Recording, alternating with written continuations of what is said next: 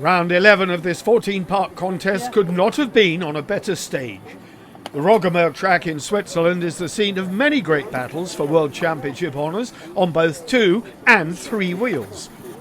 There were several new pairings here this weekend, the most significant being Daniel Willemsen and Andres Haller.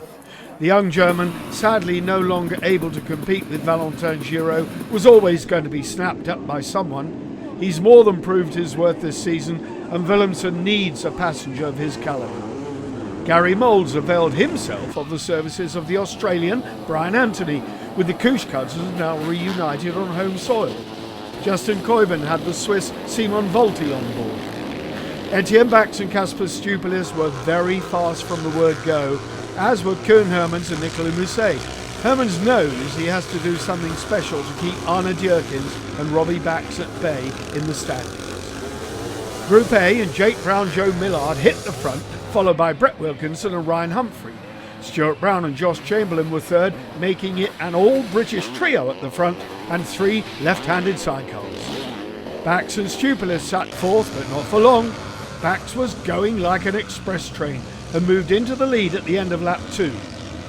He was to increase that lead to 10 seconds at the flag, with Stuart Brown holding off a determined challenge from Koen Hermans and Nicolas Mousset. They hounded Brown lap after lap, but then dropped away in the closing stages. Third place was the best they could manage in this one. Brett Wilkinson and Ryan Humphrey were magnificent and finished ahead of Jake Brown in fourth.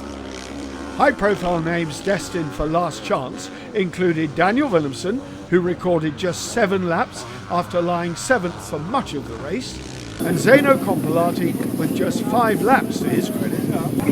8th place went to George Kins and Lewis Gray, with the Kusch cousins ahead of them in 6th.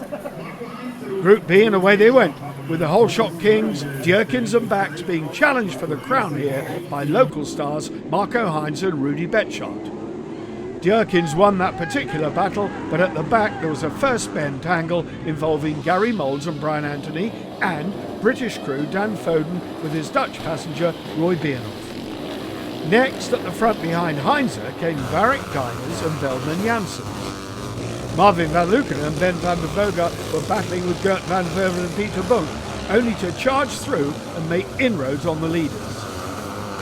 Van Lukener was on fire, and 1 lap later he was up to 3rd, then 2nd as he swiftly dispatched Varric. Next came Heinzer, and finally Arne Dierkens felt the hot breath of the defending champion down his neck.